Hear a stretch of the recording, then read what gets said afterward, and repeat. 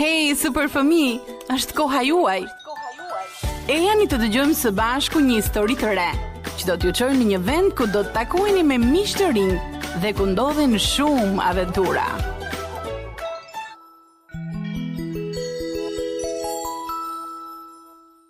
Ruthi dhe Filipi i paketuan dhuratat e Terit dhe u nisën. Shoku i tyre i sëmur do të befasoi shumë kur të shikonte me gjithë ato dhurata. Por në mes të pyllit, takuan nënën e Terit. Ajo po qante me dënes.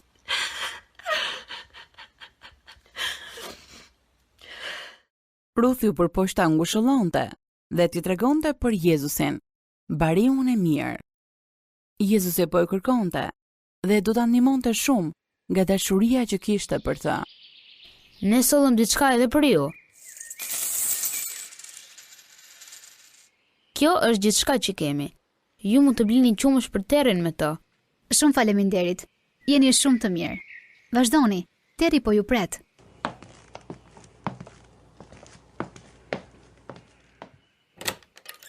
Ruth, a je nervikosur me mua sepse ja dhash të gjitha kursimet?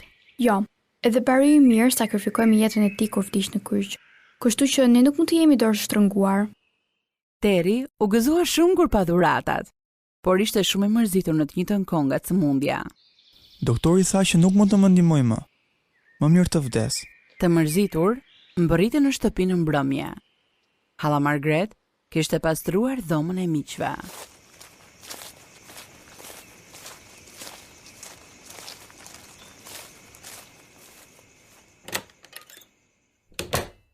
Çfarë mendoni nëse Teri dhe nëna e tij jetojnë me ne? Super, ide e shkëlqyer. Një ambulancë e solli Terin në shtëpi.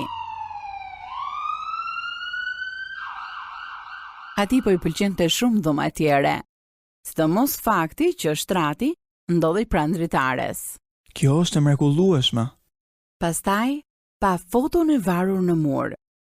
Jezusi, bariu i mirë, kishte zgjatur dorën për ta shpëtuar delen e humbur. Ruth, dua një foto në të cilën bariu mban delen që gjeti në krah. Por pastori i solli edhe një foto tjetër. Në foto kishte shumë dele. Jezusi este përpara dhe njërë nga delet po e mbante në krah. Ku po e çon ai? Shtëpi. Ku e ka shtëpin? Atje ku Jezusi jeton, ku nuk ka më lot dhe as dhimbje. S'ka dhimbje? A shkojnë të gjithë atje? Dhe gjithë ata që i përkasin bariu të mirë.